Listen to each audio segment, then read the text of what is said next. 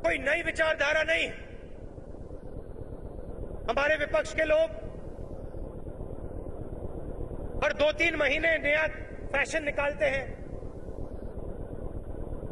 उनके जो संगठन है वो कभी जर्मनी से कभी इटली से सोच को उठाकर यहां लाते हैं।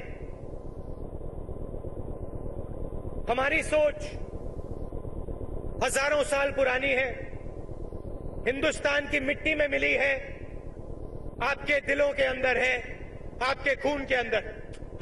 और इस सोच को ना महाराष्ट्र में मिटाया जा सकता है और ना बाकी हिंदुस्तान में। मैं उल्टा कहता हूं, यह सोच हिंदुस्तान से बाकी देशों में जाके फैलेगी। और यह सोच है क्या? यह सोच गीता में है। शिवाजी महाराज इसकी बात करते थे, अशोक इसकी बात करते थे, गांधी जी ने भी यही बात कही। सबको एक साथ लेकर चलो, चाहे वो गरीब हो अमीर हो, सबको एक साथ लेकर चलो, सबसे गले लगा लो, गले मिल लो और जोड़कर आगे बढ़ो। और ये हमारा इतिहास है और विपक्ष को ये अच्छी तरह सुनना चाहिए। ये इस देश का इतिहास है। ये कांग्रेस पार्टी के हर एक कार्यकर्ता के दिल के अंदर गहराई से बैठा हुआ है और इसको नहीं निकाला जा सकता है।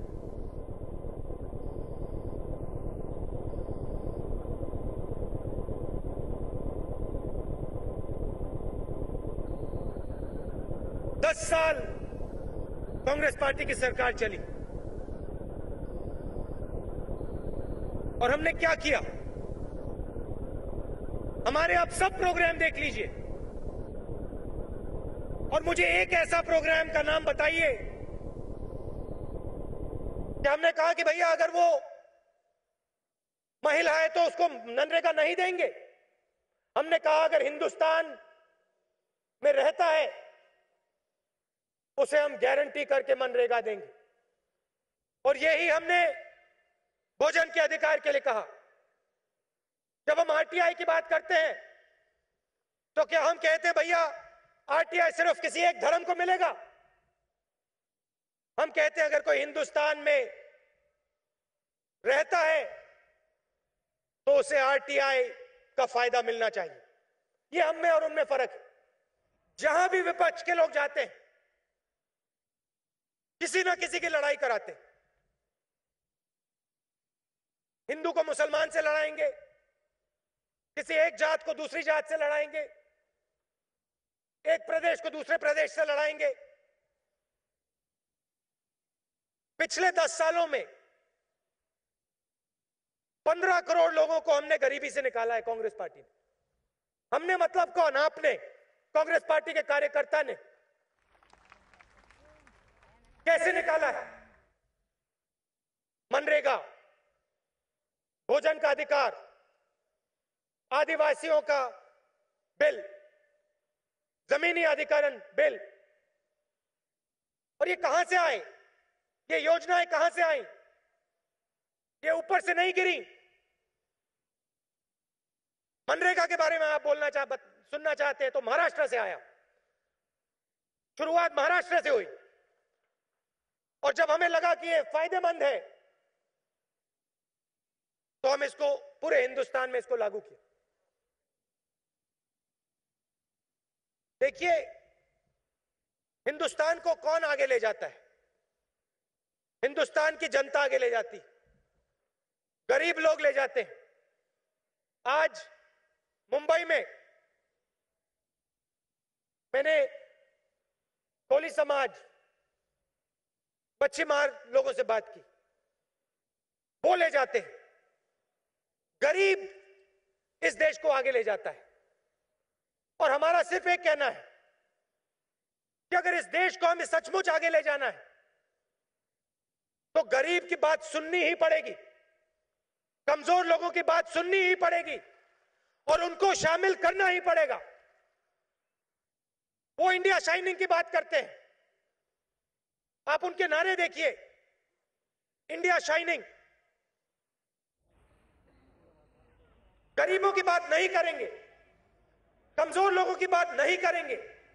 जब हम मनरेगा लाते हैं कहते भैया पैसा जाया हो रहा है, भोजन के अधिकार की बात हो रही थी, भैया पैसा जाया हो रहा है। मगर किसी अमीर व्यक्ति को पैसा दिया जाए तो वो जाया नहीं होता है, उससे डेवलपमेंट होता है, उससे विकास होता है। मगर गरीब को अगर भोजन दिया जाए तो भैया उससे विकास नहीं होता है। मगर पसीना आप देते हो, खून आप देते हो, खेत में आप काम करते हो, तो हम ये नहीं कह रहे हैं कि इकोनॉमिक डेवलपमेंट नहीं होना चाहिए। हम ये कह रहे हैं कि फल सबको मिलना चाहिए, आदिवासी को मिलना चाहिए, गरीबों को मिलना चाहिए, अमीरों को मिलना चाहिए, सबको मिलना चाहिए। ये फर्क है हम में और उनमें। एक और फर्क है,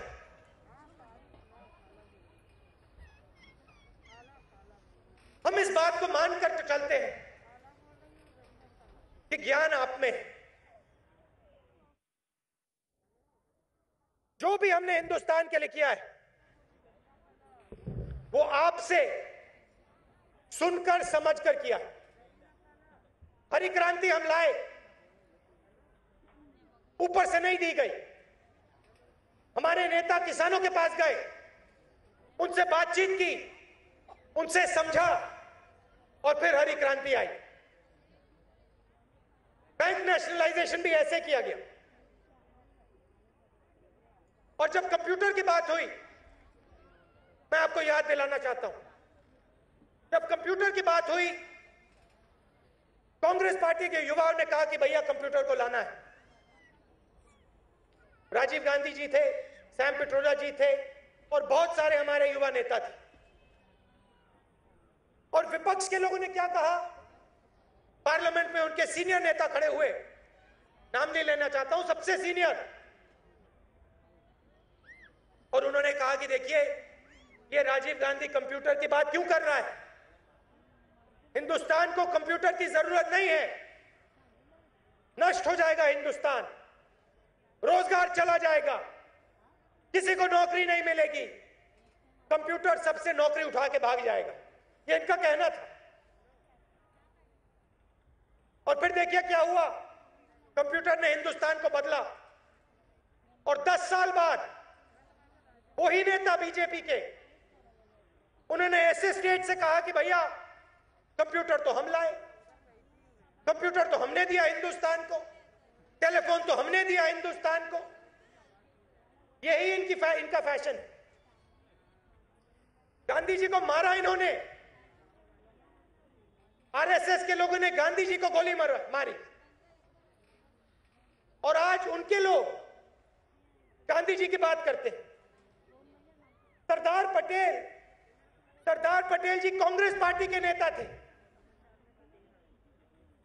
उन्होंने आरएसएस के बारे में साफ सुथरा लिखा है,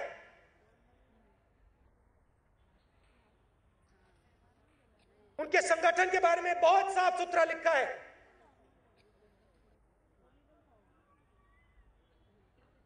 और आज कांग्रेस पार्टी के नेताओं को कहते हैं भैया वो तो हमारे नेता थे। तो सोच हम देते हैं, नेता हमारे होते हैं, उनका वो विरोध करते हैं। सरदार पटेल जी का विरोध किया, गांधी जी का विरोध किया, और फिर 10, 15, 20 साल बाद कहते भैया हमने कहा था वो तो हमारी सोच थी। आप देखना आज से 5 साल बाद, 10 साल बाद कहेंगे भैया नरेगा तो हमारा था, भोजन का अधिकार तो हमारा था, आरटीआई तो हमारा था, जमीनी अधिकरण हमारा था। तब तक हम आपको नई योजना दे देंगे जो हिंदुस्तान को सचमुच में आगे बढ़ाएंगी।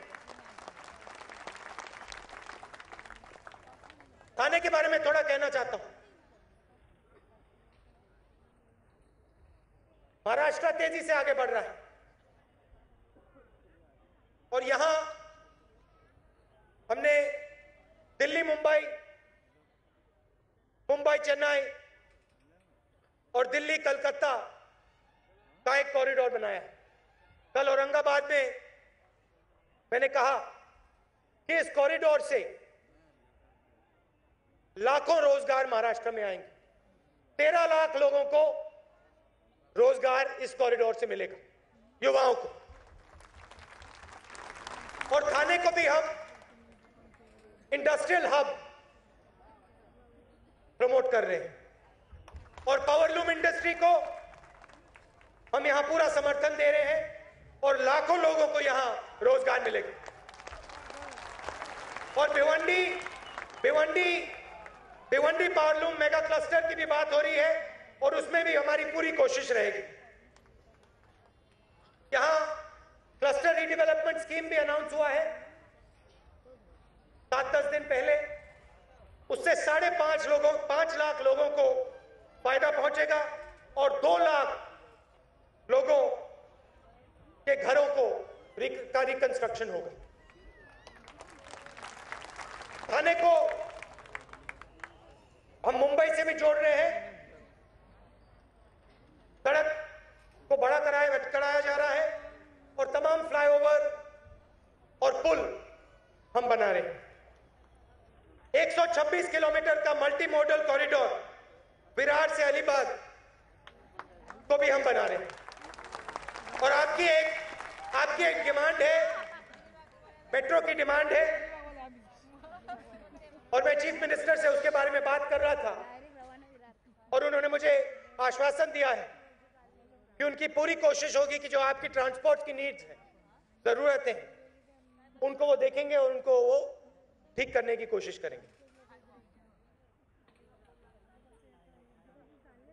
हमारी पार्टी गरीबों की पार्टी, कमजोर लोगों की पार्टी, और हम इस बात को मानकर चलते हैं कि हिंदुस्तान में प्रगति लानी है, बिजनेसेस को प्रमोट करना है, मगर हम गरीबों के नीचे एक फर्श तैयार करना चाहते हैं, अधिकार का एक फर्श। तो गरीबों को लगे कि हमारे बारे में भी सोचा जा रहा है। हम मनरेगा लाए, भोजन का अधिकार लाए, आरटीआई लाए, शिक्षा का अधिकार लाए, और हम इसलिए लाए हैं क्योंकि हम गरीबों की शक्ति में भरोसा करते हैं। देखिए, 60-70 साल पहले पूरा हिंदुस्तान गरीब था। हमारे विपक्ष के लोग कहते हैं भाई कि जो 60 साल में किया वो बीजेपी के लोग 3 महीने में करके दिखाएंगे।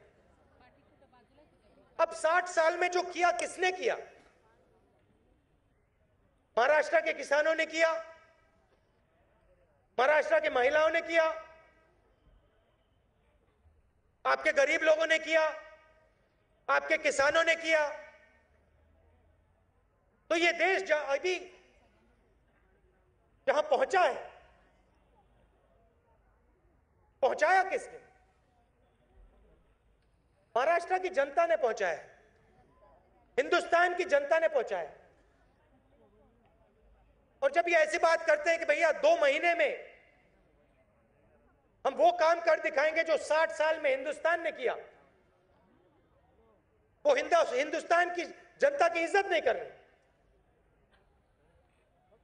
क्योंकि एक काम कांग्रेस पार्टी ने नहीं किया है,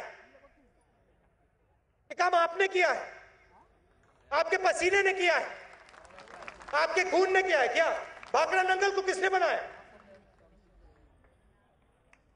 हिंदुस्तान के मजदूरों ने बनाया। मुंबई को किसने खड़ा किया? ये सड़कें कौन बनाता है? ये हिंदुस्तान की जनता बनाती है। ये एक व्यक्ति का काम नहीं, ये करोड़ों व्यक्ति का काम। ये देश जब आगे जाता है तो करोड़ों व्यक्ति इस देश को आगे पहुंचाते हैं। और मैं ये कभी नहीं कह सकता हूं कि किसी एक व्यक्ति ने हिंदुस्तान को आगे पहुंचाया। ये गलत है। और हम क्या कहते हैं? हमारा कहना है कि देखिए, चाहे वो राजनीति हो, चाहे वो बिजनेस हो, ज्यादा से ज्यादा लोगों को शक्ति दी जानी चाहिए। मुझे यहां महिलाएं कम दिख रही, कहां है? यहां थोड़ी सी बैठी हुई और यहां थोड़ी सी बैठी हुई, पीछे बैठी हुई है। आपको सब हर बार आपको पीछे बैठाया जाता है, आपको आगे बैठाया जाना चाहिए। और सिर्फ यहां नहीं, लोकसभा में और विधानसभा में ये हमारी कोशिश है कि महिलाओं को हम जगह दें, युवाओं को हम जगह दें, आदिवासियों को हम जगह दें। बराबर है ना? बराबर है, मगर अभी जितना होना चाहिए नहीं हुआ है।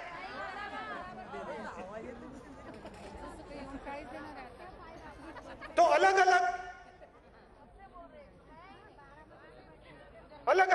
हमारा कहना है कि अलग अलग लोगों को, सबको जगह देनी। महिलाओं का आरक्षण हमने किया,